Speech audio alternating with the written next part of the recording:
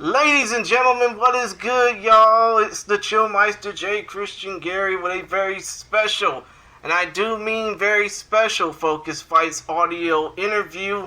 And this man, unfortunately, y'all may not know much about him because he fights primarily in Brazil, but he's got a fight coming up for Fusion Fighting Championship out in Peru that people might need to take heed on. Because if he beats Rodrigo Vera at FFC 57 on February 2nd in Lima, Peru, this man might get some type of interest from the major fight promotions that people need to be talking about. But first of all, let me go ahead and give you a chance to know who he is. He's 23 years old, born February 17, 1999, so who knows? He could be celebrating his 24th birthday fighting on a new promotion after this win. But alas, he's 5'7", 135 pounds, 170 centimeters, 61.2 kilos, representing Família Zenidim, fighting out of Ponta Grossa, Paraná, Brazil, introducing the King, Rickson Thai Zenidim. How are you, sir? Hey, Jay. What's up, brother? Thank you so much. And great honor to be here. And I'm ready to my next fight. And let's get to this belt. Yes, you're going to be fighting for the Fusion FC Bantamweight Title as well. And I almost forgot to mention, you are invicto, undefeated, 13 wins, 10 of which by way of submission. So I'm pretty sure that you're going to be coming in looking to add another body to the collection. Rickson, então ele está a dizer que você está invicto, né? Tem 13 vitórias e 10 das 13 vitórias são por submissão e que ele tem a certeza que você vai vir para o combate para adicionar mais um número ao seu recorde. Yes, for sure. The hard work, I put on hard work every day, and I ready to get another win by submission or another win by KO, and I don't like it.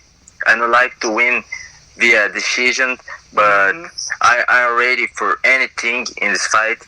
My opponent is very, very good fighter. He is number one from Peru, from Latin America, but I'm ready. I'm ready for this opportunity. I'm ready for this challenge, and 2 February, you'll see the new king from Latin America. I see, new king from Latin America. And as far as how you started is concerned, obviously you probably, considering the fact that you're only 23, you're about to be 24. When it came down to you starting off in professional MMA at the age of 14, which is kind of hard to believe, did you ever feel that you would become, did you ever feel that you could possibly fight some of these great competitors around the world, let alone starting off at 13 or 14 years old? Ok, so Rickson, o que ele está a perguntar é quando você começou a treinar e então se tornou profissional na idade dos 13 ou 14, não é? Você tinha alguma ideia que iria estar a viajar o mundo ou lutar contra os melhores lutadores do mundo, promoções grandes, mundiais e por aí fora? Desde minha estreia, meu foco, meu objetivo foi sempre, até hoje, é chegar ao maior evento de MMA do mundo, que é o UFC, né? E não só no UFC, meu objetivo é chegar nas maiores ligas do mundo. Então, desde a minha estreia, eu sempre visei isso, né? Sempre busquei esse objetivo de chegar nos maiores eventos do mundo e colocar minha família no topo. Então, hoje, com o meu trabalho mais sólido, né? Hoje eu posso fazer isso muito bem, né? Hoje eu já tenho 23 anos de idade, então hoje eu já sou um veterano do MMA, então eu consigo ver isso com clareza, né, na minha cabeça, com meus sentimentos. Então eu acredito que após essa luta, que é uma grande oportunidade para mim, um grande evento, após essa luta, eu acredito que terei uma oportunidade em uma das maiores organizações do mundo. Perfect. So, what he said was, ever since he started, he always envisioned fighting for all over the world, throughout the biggest MMA promotions, and eventually the UFC. So that's the end goal. It's to get to the UFC. It is kind of weird that at the age of 23, he is already a veteran of MMA. It is. With 10 years of experience. But at the same time, those 10 years of experience give him the certainty that he is at the right place, and he can see it now that he's obviously in this blessed position to be fighting for the title in the biggest promotion in Latin America. So he's gonna go out there to make a big splash, get his name out there and make his dreams come true for him and his family. I see. Now, when it comes down to the fact that, you started off fighting on these smaller name shows, I just gotta ask, do you think that, promotions like Jungle Fight and SFT kind of missed the boat, not realizing that you were, willing to fight anybody at any time? Rickson, ele está a perguntar então, quando você começou a lutar nessas promoções mais pequenas, não é? Então a pergunta dele é, você acha que promoções como o Jungle Fight ou o SFT perderam a oportunidade de terem outra estrela do MMA a puxar pelas promoções deles? Eu acredito que sim, com certeza. Não tenho dúvidas disso.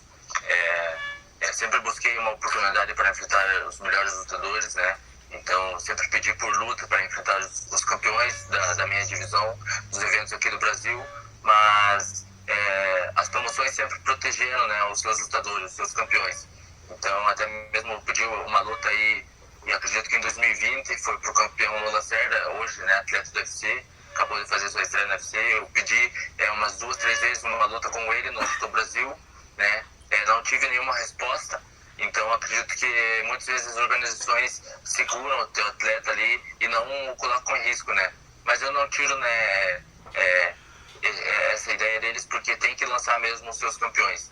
Mas acredito que eles precisam de umas lutas assim que elevem o nível. Então, assim como agora tem essa oportunidade no FFC, né, um evento muito grande, é o evento mais importante da América Latina. Então, o matchmaker fez um ótimo trabalho, casou essa luta, que são 2 grandes atletas que estão a ponto de chegar, a ponto de lutar em qualquer evento do mundo. E eu acredito que essa é a hora de mostrar o meu trabalho para o mundo. E claro, os eventos que fecharam a porta para mim, né, eu não tiro, né, não tenho nada contra eles. Mas quando eu chegar no maior evento de MMA do mundo, eu vou ter que dizer que eles não me deram uma oportunidade e perderam, né, uma estrela do Brasil. Mas as oportunidades aparecem e hoje eu estou fazendo um trajeto diferente, que é se tornar campeão da América Latina. Então, coisa que os brasileiros não fazem. Muitos poucos brasileiros se tornaram campeões da América Latina. Então é o que eu vou fazer, seguir um caminho diferente e mostrar que não precisa lutar os eventos do Brasil para chegar no UFC. Né? Tem outros eventos também que tem esse caminho, então eu estou seguindo esse caminho e vou chegar lá. Ok, perfeito. Uma resposta muito grande, deixa eu ver se consigo lembrar tudo. Okay, so it's a big answer, so let me try and see if I can recall everything. It's okay. I can understand that. So basically he started out by saying that yes, those promotions for sure 100% have missed out on the boat. They could have got him while he was, younger or earlier in his career, and build them up. But at the same time, he doesn't hold anything against them. He knows it's the fight business. They were trying to protect their fighters, their champions that they were building up through those promotions. He did mention that something that he always done was ask straight for a fight with the title holder. So he always wanted the hardest fight available straight away. And he thinks that's something that the promoters might have taken issue with, and kind of decline, because they were trying to protect their fighter. On the other hand, FFC is doing that straight away. So he's coming in straight away to fight their champion. And you have a guy who's 13-0 and a guy who's 14-1. Two guys at their prime. And it's basically number one and number two out of Latin America, fighting for that number one spot. So he's saying that he will follow this other path, different to the regular path of other Brazilian athletes that normally go through those two promotions and then jump onto the UFC. But he's going to show that he can also get there to a different path by becoming the champion of Latin America.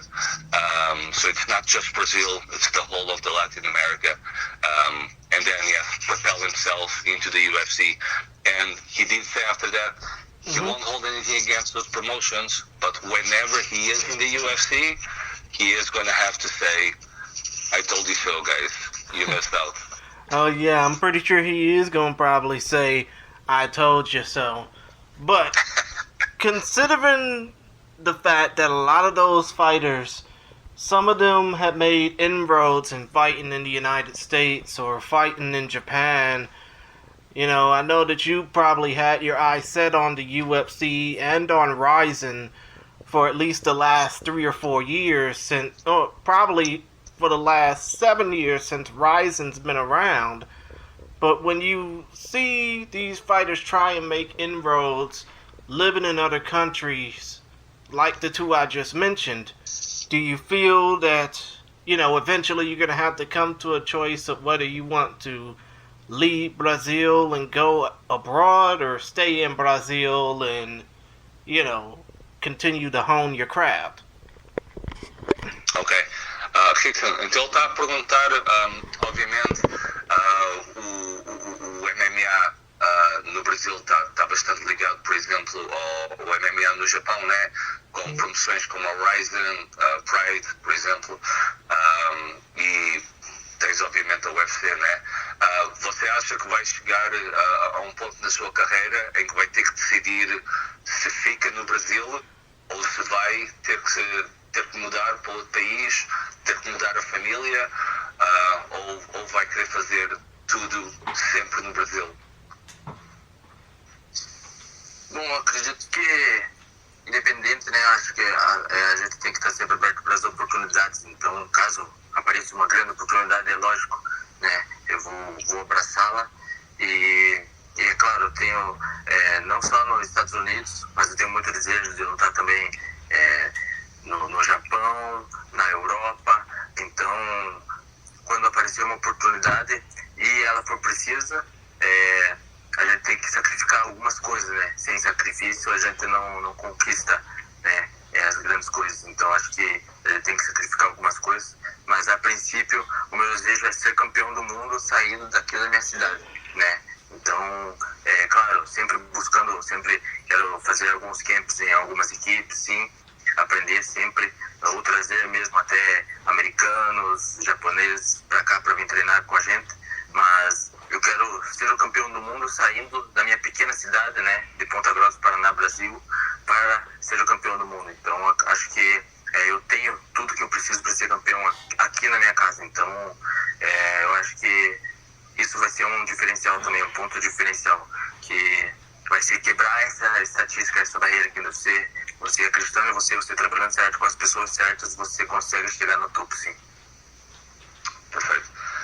So he's saying that obviously to get anywhere in life, you are going to have to make sacrifices. So depending on the opportunities that will arise from this career, he is willing to do sacrifices to make those things happen, right?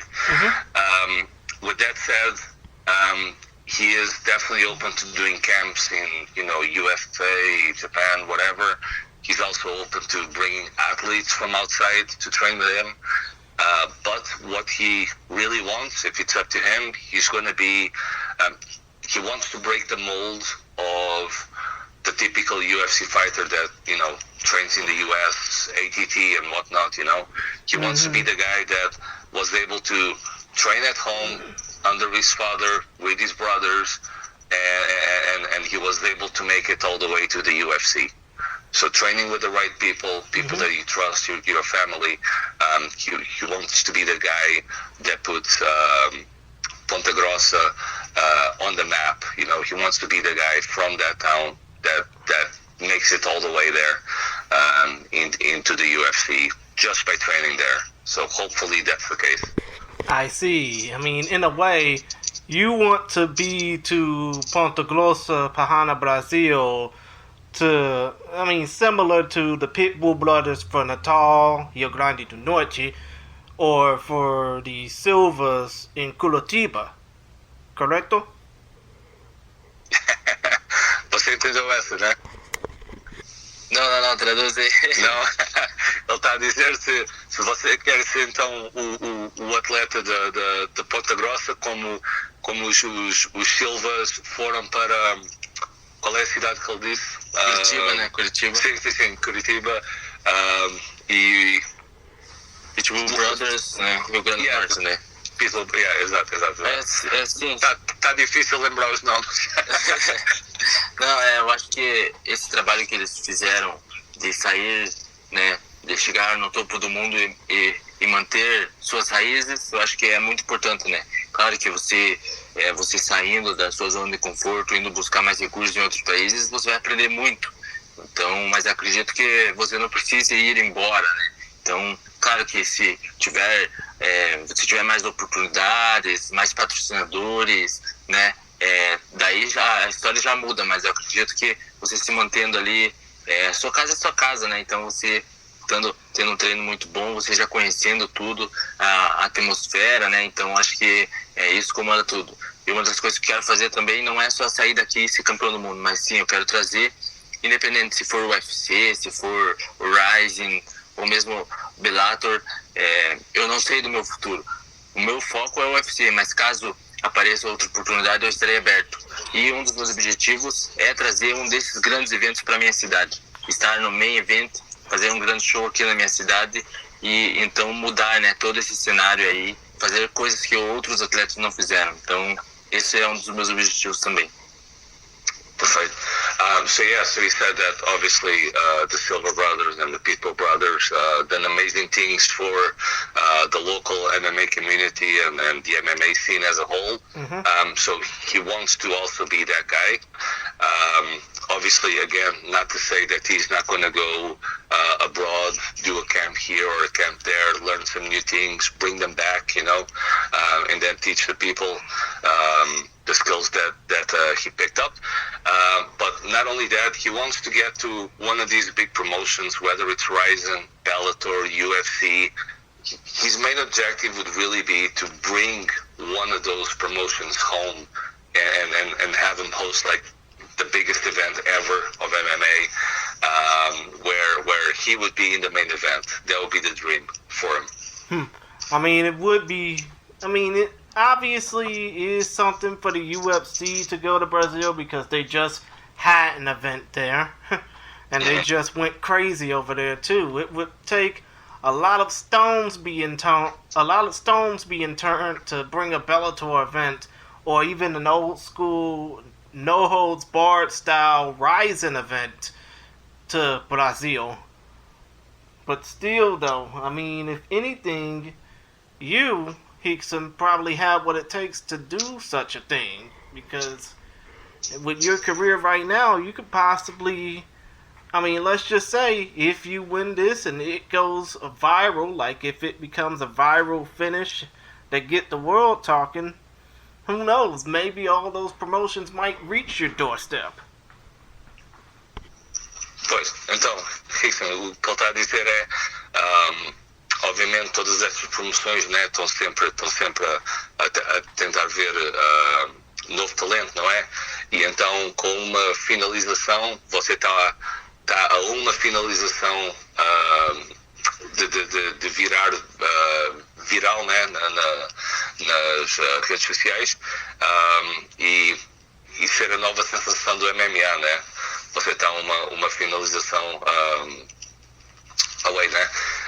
E então ele está a dizer que promoções dessas, por exemplo, Ryzen, UFC e por aí fora, poderão então vir para a sua cidade, né?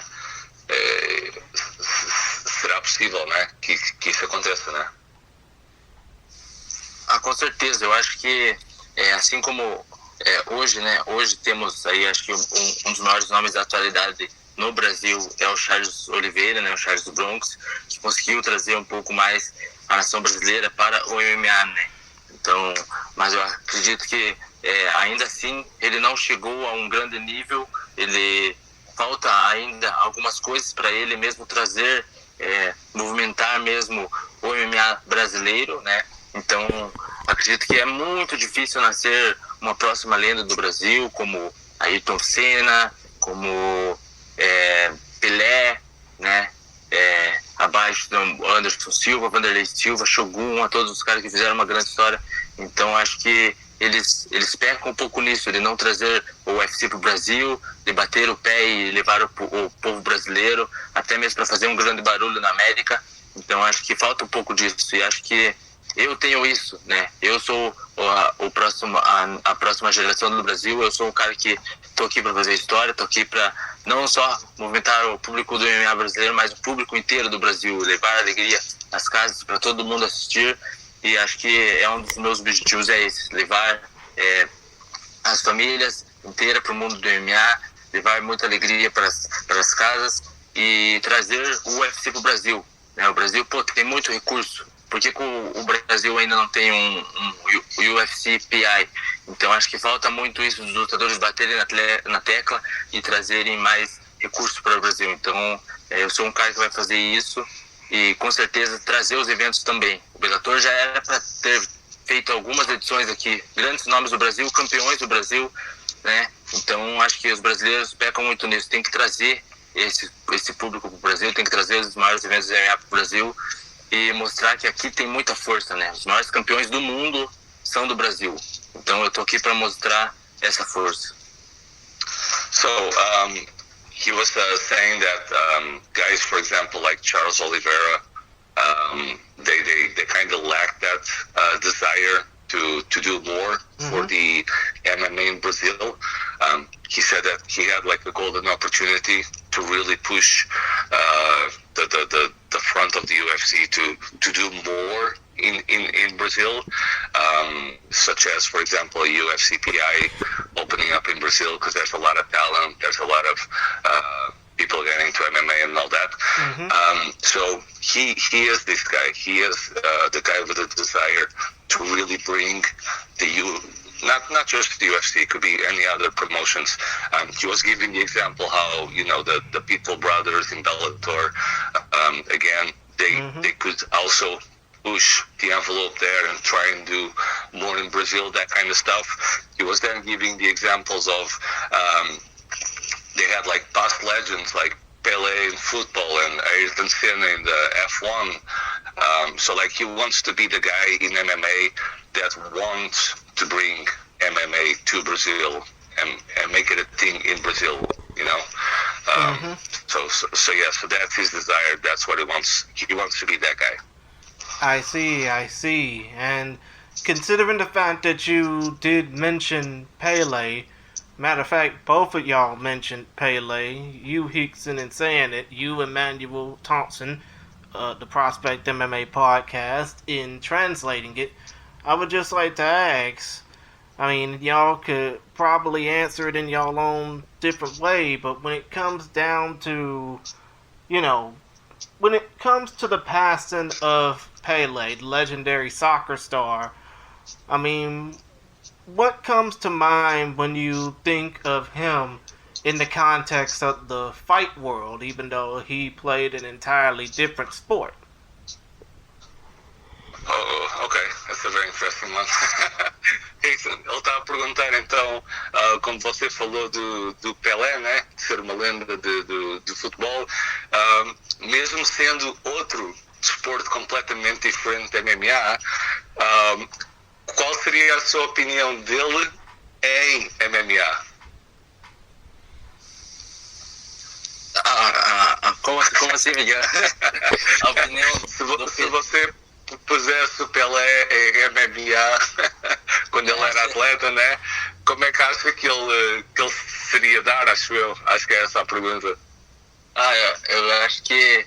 ele nasceu pra jogar bola mesmo, né? No MMA não ainda muito certo, né? Assim como, eu tô aqui pra fazer história pra seguir os passos desses grandes, né? Essas grandes lendas, Muhammad Ali, Pelé, né? Ayrton Senna, de representar uma nação, de levar o público junto com você. Então, acho que esse é o diferencial, né, das grandes lendas, de ajudar as pessoas, de mostrar o seu amor, o seu carinho ao povo, não só, né, ao povo da sua cultura, mas ao povo do mundo inteiro. Então, acho que isso falta para os atletas, para os campeões do mundo hoje, né?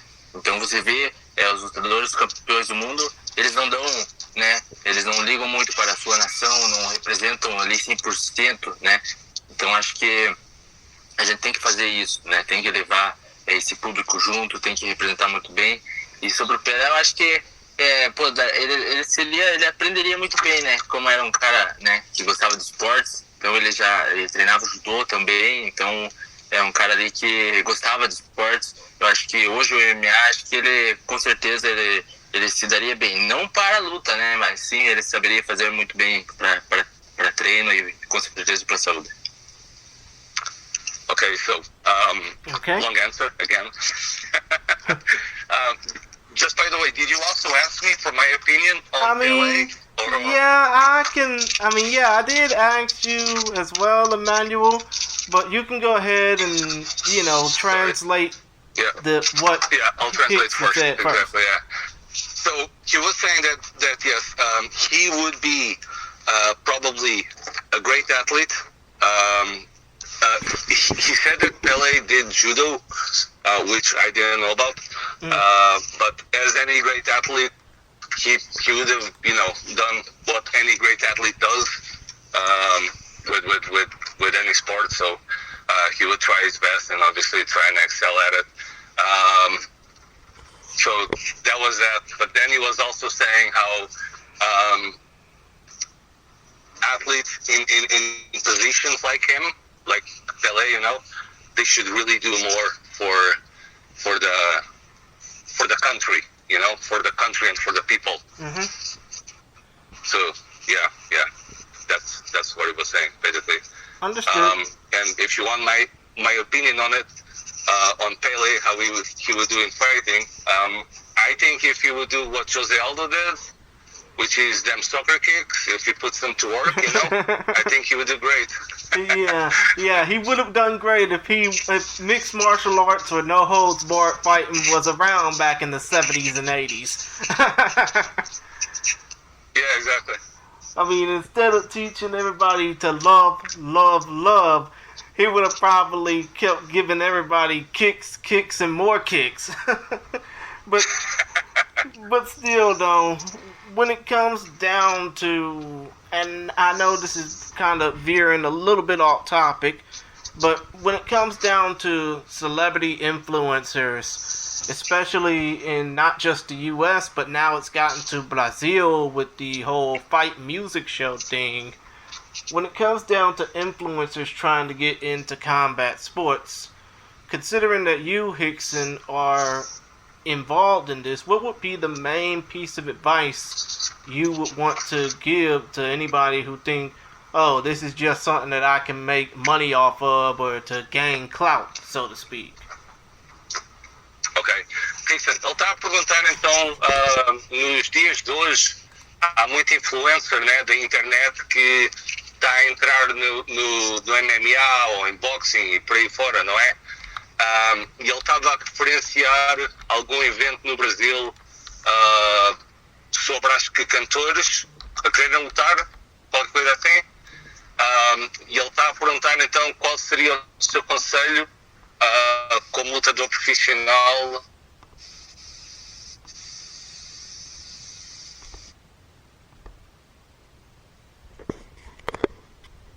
no ringue, Rickson? Bom, eu acho que Oi. Eu acho que é muito bom, né, a gente ter essas pessoas, essas celebridades, né, entrando pro mundo da luta, né. Claro, sempre tem que ser colocado um iniciante como iniciante, então não podemos também, né, colocar uma celebridade como lutador profissional. Então acho que isso aí tem que diferenciar bem. Mas trazendo esse público, né, que não tá no meio disso tudo, né, para reconhecer mais o boxe, conhecer mais o MMA, as artes marciais, eu acho que é muito bom para o esporte, né? Traz muito mais pessoas, muito mais mídia, muito mais recursos para o esporte. Então eu acredito que é uma coisa boa. Mas olhando para o lado profissional mesmo, né, eu acho que dá mais visibilidade para os lutadores, sim, os lutadores começam a passar a acompanhar mais o UFC, mais o Rising. Então acho que isso é o que está acontecendo nos dias de hoje. Então eu acredito que é uma coisa boa mas eu acho que já está passando, né, esse momento. Então a gente tem que aproveitar, porque é só uma fase. Então temos que aproveitar ao máximo para tirar um bom proveito disso. Perfect. So he's saying, like influencer, celebrity, boxing, MMA is great for the scene as a whole because it's going to bring more eyes into the scene. Fans that follow these celebrities and influencers that don't follow MMA or boxing or combat sports in general will then be dragged into this realm, and some of them will actually stick to it in years to come. So that's a good thing for everybody in the sport. He also then said they just have to be honest with themselves, and a beginner has to be matched up with a beginner. You can't just go and match somebody up with a pro fighter that has been training for years, as that would not be fair. So that would be the one advice for them if they're listening to this. And again, everybody grows from this, whether it's Ryzen, UFC, Bellator, etc.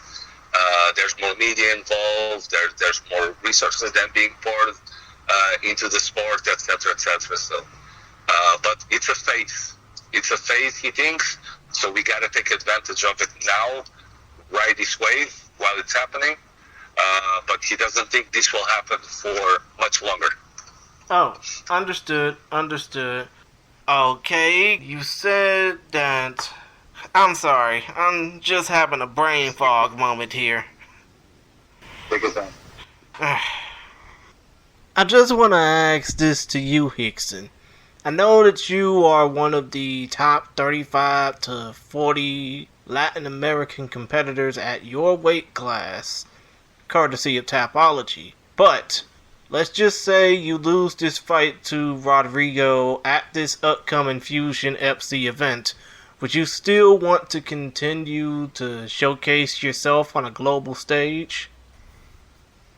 Porque a gente está perguntando, digamos que você tem a intenção de ir ao Peru, lutar e ganhar a luta, não é? Mas, se acontecer de perder a luta, você vai continuar a tentar puxar, a lutar nestes shows maiores e eventualmente chegar aos shows mundiais? Com certeza, né? Eu acho que eu cheguei num nível que agora daqui pra frente é só os maiores shows, né? Então eu acho que chega um ponto da sua carreira que você o seu nível, né, tá acima dos demais. Então acho que os eventos mais regionais, eu acho que pra mim já não interessam, né? Porque não tem muita mídia envolvida. Então agora, como eu tô nesse grande evento, né, no evento mais importante da América Latina, pra frente isso é só subir, né, pros eventos mundiais. Então com certeza após essa luta aí é só buscar os eventos com maiores mídias, com maiores nomes. Okay. So Rickson says that the local shows and the medium shows, small shows and medium shows, they don't really have any opponent of his level to have to face. Okay? Also, there's not that much media attention anyway. It doesn't make sense for him to go back down. Now that he has reached this level, where he's fighting in the biggest promotion of Latin America, it only makes sense to keep seeking that same level of high-skilled opponent. Win, lose, or draw, doesn't matter. He keeps pushing forward, and he wants to keep fighting the best in the biggest promotion as possible every single time moving forward. Understood. Now, when it comes down to what you like to do away from the cage, I mean, obviously, you're 23 years old. You're going to be 24 probably around the midway point of this year, but what is it that you like to do away from the cage? What do you see as hobbies, so to speak? Ok, então, falando agora no lado da sua vida pessoal, o que eu quero saber é que hobbies, que passatempos é que você tem, né? Fora de treinar, fora de lutar. Quando você é um cara tão novo, né? 23 anos, o que você gosta de fazer fora da luta? Esse lado é um pouco meio engraçado até, né? Porque, claro, eu sou, né, um cara normal, mas além de ser um lutador profissional, eu amo, né, o esporte, eu amo as artes marciais, eu vivo disso, né? Esse é o estilo de vida do Rickson Thai. Então, o meu lazer é treinar, né? E o que eu gosto de fazer quando eu não estou no treinamento, eu gosto de estar assistindo lutas, né? Então agora o UFC Fight Pass veio para o Brasil e eu posso ter, né, a honra de ter o UFC Fight Pass e tá aprendendo todos os dias, assistindo os eventos antigos, tá acompanhando os outros grandes eventos mundiais também. Então é uma das coisas que eu sempre gosto de fazer. Quando eu não estou treinando, quando eu estou descansando, quando eu estou tranquilo, o que eu estou fazendo é estudando, assistindo lutas que já passaram, as grandes lutas, né, que marcaram aí o MMA mundial. Então acho que é até um pouco engraçado, porque as pessoas sempre perguntam, eu sempre respondo isso, e às vezes as pessoas duvidam, né? Não, mas esse sou eu, né? Eu amo o que eu faço, eu amo mesmo o MMA, eu vivo disso 100%. Então eu sou um artista marcial. Então acho que a minha diferença é essa, que vejo muitos atletas que não gostam de assistir, né? Até mesmo no UFC, atletas que lutam no UFC não gostam de assistir o próprio evento quando não é da categoria deles. Eu já gosto de assistir, assisto todos os eventos, assisto todas as lutas, e eu acho que isso faz parte de mim. Eu amo esse esporte, né? Eu amo viver disso, e eu sou um lutador de verdade, eu sou um lutador real, né? Então acho que a diferença é essa. So, kind of a funny answer. He lives and breathes martial arts in the whole. So every single time that he can be training, he is training. Every time that he's not training, then he's watching tape. And he likes to do one or the other. And that's about it. Especially now that the UFC Fight Pass has been introduced to Brazil, he's like always on it. Always watching past events from like, decades ago, 2 decades ago, that kind of stuff, like the legendary fights, legendary moments that happen in martial arts. But he considers himself a true artist of the sport. He loves the sport. He lives and breathes it. He doesn't do anything else outside of it. This is it for him. Understood, and I guess that would probably disqualify me from asking, if you weren't a fighter, what would be your plan B? What would be your backup plan? But I guess in a way, you probably, like a lot of Brazilian competitors who either are or probably aren't fighters, you probably see it as luta es vida. Fighting is life. Correct? Está a dizer que eu quase que não ia perguntar esta pergunta, mas eu quero saber, se você não lutasse, você não fosse um lutador, qual seria a sua segunda opção? E depois eu também quero dizer que muitos lutadores brasileiros dizem que luta é vida, né? Eu quero saber se você se identifica com esse ditado. Eu me identifico 100%, né, com esse ditado. E eu acho que A diferença é essa, né? Quando você é um artista marcial, você se envolve totalmente, assim, você tem outra energia, né? Até mesmo na luta. Então, hoje em dia é muito fácil ter lutadores profissionais, né? Mas ter lutadores que lutam profissional, né? Mas os profissionais mesmo que vivem, né, do MMA, que vivem da luta, são pouquíssimos, né? Então, muita gente hoje é muito difícil ainda, então a maioria das pessoas tem que trabalhar o dia inteiro e treinar só de noite, né? Ou treina de manhã e trabalha o resto do dia. Então, para mim, né, são ali pessoas que lutam profissionalmente, né? Mas não são mesmo lutadores profissionais. Então, acho que essa que é a diferença. Você ser profissional, você dar tudo de si e ter essa oportunidade também, né? Por isso que eu sou muito grato, porque eu tenho essa oportunidade, ter as pessoas que me ajudam para focar 100% nisso. Então, acho que é uma grande diferença, tanto nas lutas, né?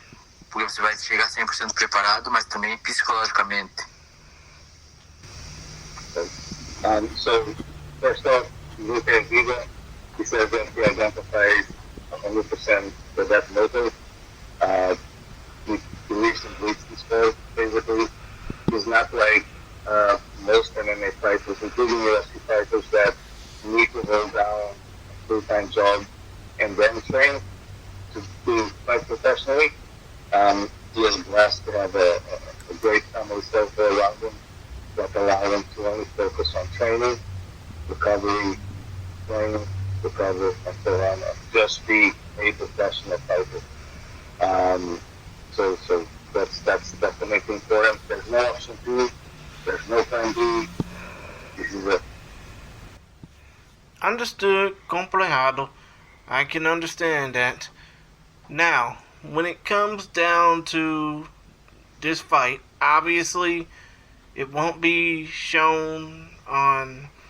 I mean, if I recall correctly, this fight that's going to be shown for Fusion FC, is it going to be shown on YouTube or on any pay-per-view platform?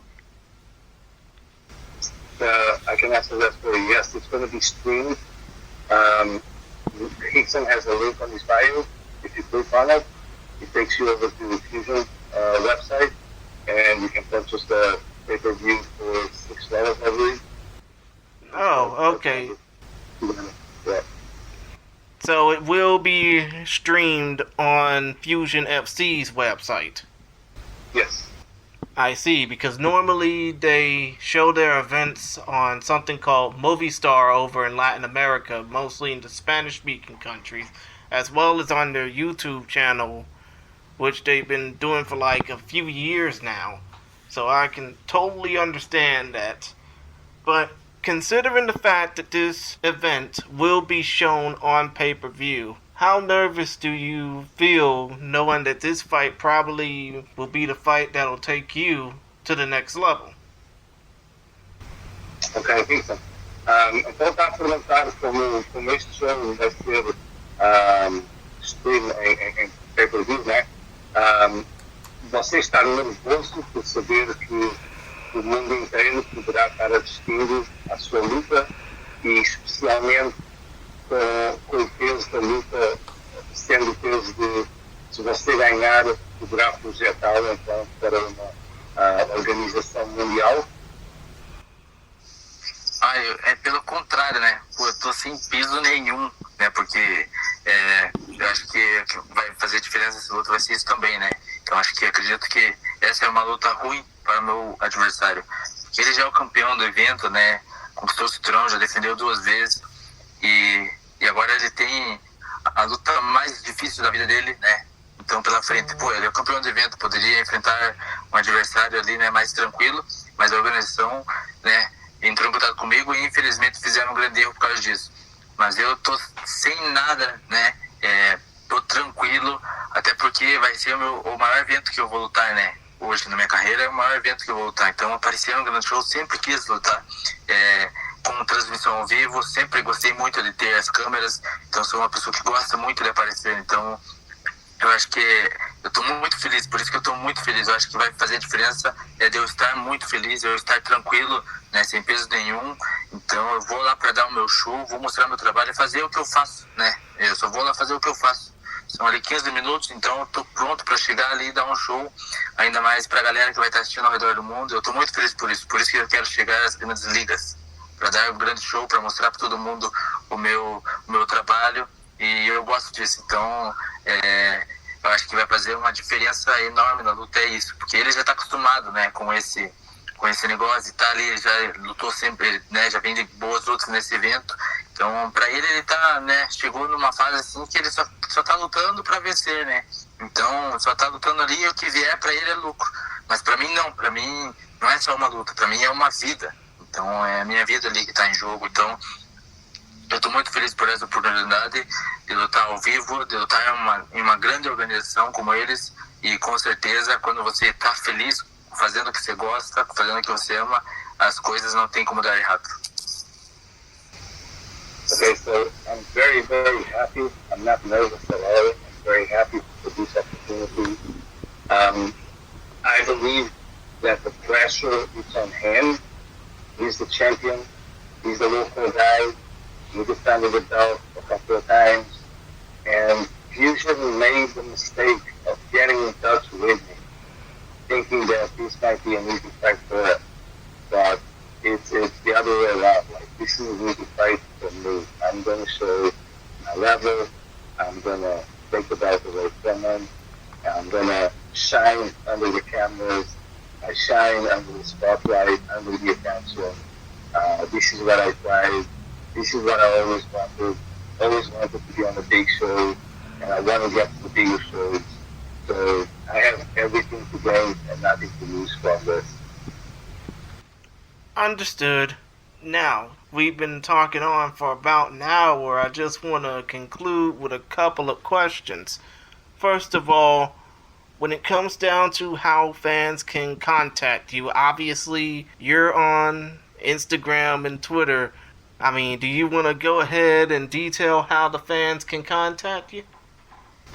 Rickson, eu quero concluir a entrevista, né? E eu estava aproveitando a maneira dos fãs entrarem em contato consigo, se você quer dar o seu Instagram ou o seu Twitter e por aí fora. Sim, os fãs são muito importantes, né, para os lutadores. Então, eu acredito que você tem que sempre manter o contato, você tem que mexer com eles também, você tem que mexer com o público, né? Então, essa é uma diferença dos lutadores também. O UFC está sempre buscando os lutadores que vendem pay-per-view, eles gostam desses lutadores. Então, eu já venho trabalhando isso, eu gosto de mexer com o público, eu gosto de convidá-los para assistir, eu gosto de vender as minhas lutas, e a melhor maneira de fazer isso é nas redes sociais. Então, todo mundo que segue e me acompanha, manda mensagem ali, eu estarei respondendo, né? Sou um cara assim que respeito muito, que gosto muito de conversar com as pessoas, que admiram meu trabalho, que tem algumas perguntas, né? Que tem perguntar sobre alguma coisa, que tem dúvidas. Então eu estou muito aberto a isso em todas as minhas redes sociais, no Facebook, Instagram, Twitter. Então todo mundo que quiser conversar com o Rickson King aí é só entrar em contato pelas redes sociais, que será respondido aí, com certeza. Okay, so he's saying that, yes, absolutely, feel free to share his Instagram, his Twitter, his Facebook. He's the type of guy that wants to give back to the fans.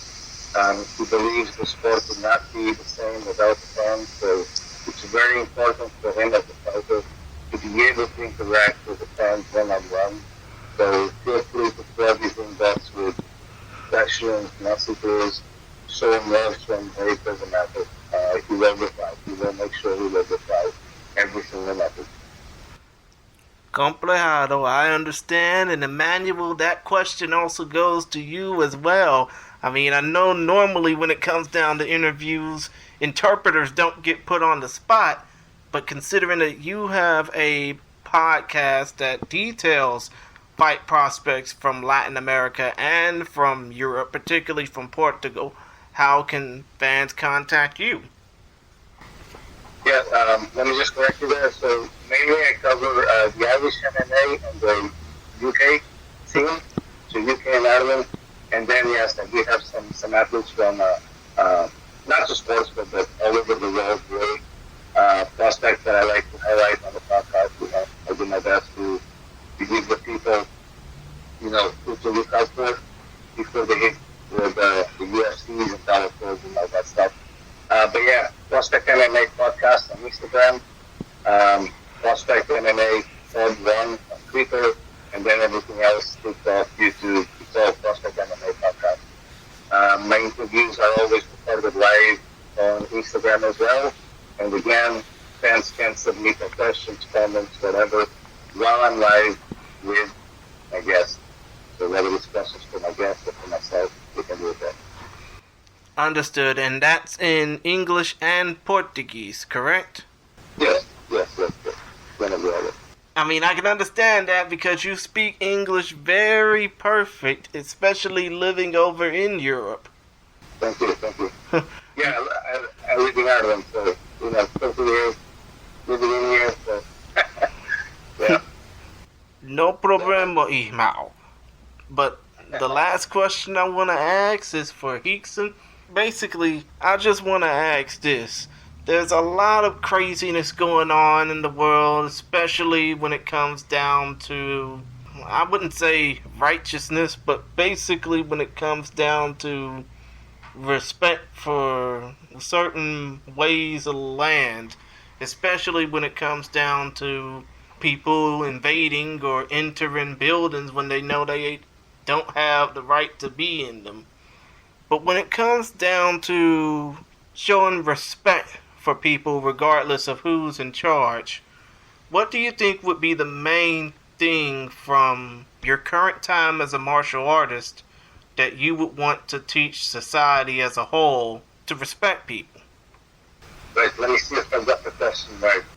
Basically, Emanuel, Yeah. What I'm asking is, despite all the craziness in the world right now, and especially in Brazil when you had people invading the Capitol building, what would be the main question that Rickson would know from his experience as a martial artist that, would be suitable to teach the public at large? And that's not just in Brazil, but in the entire world, as far as conflict goes. Ok. Então, Rickson, o que eu estava a perguntar sobre o Brasil, aparentemente houve invasão do edifício de Afeganistão, né?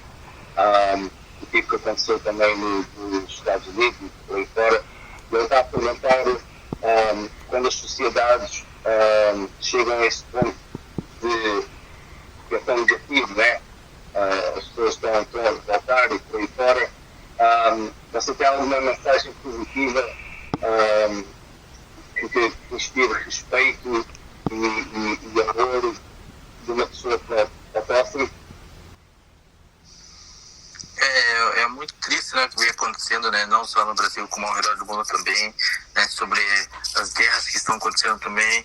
Então eu sempre levanto, né, a bandeira branca. Então é sempre muita paz, né, mas infelizmente é muito difícil isso acontecer, né. Então sempre o pensamento das pessoas, hoje estamos vivendo no mundo, né, ainda porque todo mundo, né, enche o saco, a galera hoje em dia não pode ter mais a sua própria opinião, mas eu acho, é um assunto muito difícil, né, de conversar. Então o que eu posso dizer é que mantenham a fé em Deus, né, respeitem a opinião do próximo e todo mundo está no mesmo barco, né. Então acho que é muito difícil, a gente tem que sempre se respeitar, tem que sempre ter amor ao próximo e cada um faz o seu, né, sem julgar do outro, sem querer atrapalhar também e bola pra frente, né, juntos, né, venceremos, juntos a gente vive em paz. Então acho que a gente tem que estar sempre pronto para tudo, mas é a frase que nós falamos, né, vivemos em paz, mas sempre preparados para a guerra, a gente está sempre pronto. Então independente disso, sempre zelando pela paz e Deus, né, nos abençoe sempre. Right. So, first off, very sad situation. What's happening, what has happened, the likes of the war right now going on, loss of life, all that. So that's all very sad. He thinks the best way is to just show the right flag, like peace for everybody. Let's all just put down whatever, embrace each other. Our similarities, we're all on the same boat, we're all on the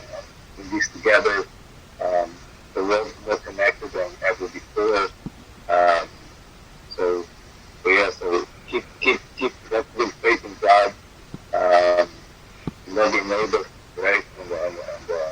And that's all that we can do. But you try and aim for peace, but always be ready for war anyway. So if it does happen, you should be ready, right? You can't be naive as well. You have to have the right balance there. But he does say this is a very hard topic to have a conversation on. And it could be a subject you can have an entire episode dedicated to. But the most important thing would be to respect each other's opinions, even if you have different opinions. Just have respect, mutual respect for everybody around. Understood, and I apologize for even asking that question to you, Rickson and Emanuel. I'm apologizing to you as well for you having to translate that, because I know that, considering that it's still fresh in the minds of a lot of Brazilians, especially around the world, seeing their country like that, it's still fresh in many Brazilians' minds, that incident that happened. Então, caso peço desculpa por ter feito a pergunta em relação ao incidente ter acontecido há tão pouco tempo. Eu pessoalmente peço desculpa porque eu nem sequer sei do que é que está a passar. Eu estava a tentar explicar o que é que está nada a passar. Mas, portanto, eu peço desculpa por ter perguntado. Não, sem problema, né? A gente tá sempre aberto para falar sobre tudo, né? Então, acho que além de se falar sobre sua carreira, né? Os lutadores têm que falar também, né? Dar sua opinião sobre tudo o que tá acontecendo, né? Então, até o problema nosso bem, né? O Brasil elegeu o presidente novamente, presidente que é um ex-presidiário, né? Então, ele foi preso por corrupção. Então, ele conseguiu se eleger novamente, né? Então, é o que está acontecendo no Brasil. Então, muitos protestos, a galera saindo na rua, a galera quebrando o Planalto. Então, umas coisas muito feias acontecendo no Brasil, mas, graças a Deus, né, isso acontece apenas...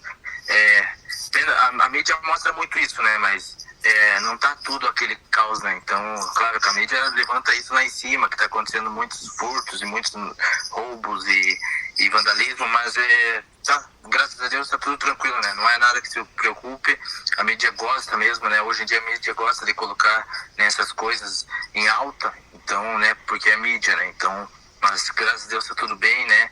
E a gente não se envolve muito com esse lado também, então a gente costuma viver em paz, né? Fazer o nosso e seguir em frente, né? Sem atrapalhar de ninguém. So he's saying, there's no problem at all with that person. He thinks that fighters should be able to handle any topic about anything whatsoever. And again, he's only giving his opinion, so he should be the same for every other fighter. If they're just expressing their opinion, freedom of speech, it's a basic right for everybody. But he's also saying that whatever's happening right now, it's happening because the president that got elected is an ex-convict over corruption. So he has corruption charges, he served jail time, and somehow he managed to get reelected again. And that's what people are going mad about. There's riots, there's breaking in, and this and that stuff. But also, it's being kind of blown out of proportion. So the media, it's doing the media's job, which is bring attention, blow everything out of proportion. He's saying where he lives, like nothing is happening. He's like peaceful, super peaceful. We don't see anything happening. Also, him and his family, they try to stay away from politics. So they live their warrior way of life in peace, away training, and they keep themselves to themselves, and that's it. Yeah, that's what's happening right now. Complicado. I understand. I mean, come to think of it, I can ask this, and that would be my final question to ask. Let's just say El Gato Loco, Rodrigo Vera, is listening to this. Considering the fact that he speaks Spanish, he doesn't even know a lick of what we're saying, either in English or Portuguese. if he were listening to this interview right now, what would be the main thing you would say to him as if y'all were face to face with one another? Good question. Rickson, então, última pergunta do show, ok? Vamos acabar os shows por esta pergunta.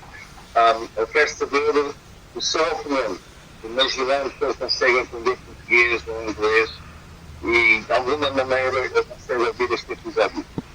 Qual é a sua mensagem pessoal que você tem para ele que você iria dizer na cara de Deus se estivesse agora frente a frente? Então seria, né? Espero que você esteja preparado para a guerra, porque não é só mais uma luta, né? Você disse que é apenas mais uma luta, né? Para você é apenas mais uma luta e você está pronto para a guerra.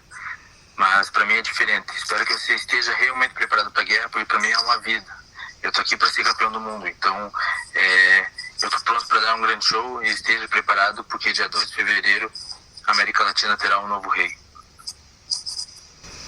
Okay, so my message to you would be ready for war, because I heard you saying that this for you is just one more fight.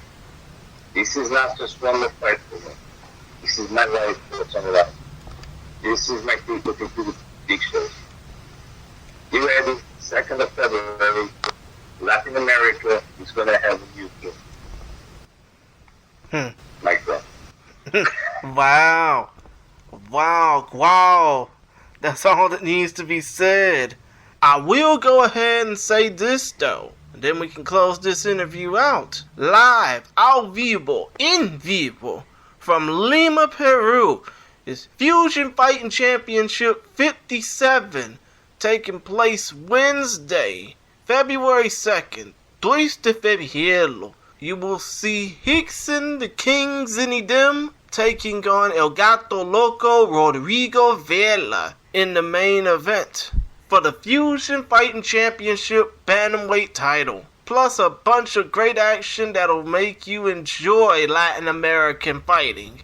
If you want to check out the event, you don't really need to look far. All you have to do is go on to Rickson's Twitter page or Instagram account. Check the Linktree URL in the bio, and you will see the link to that pay-per-view as the first one of those links.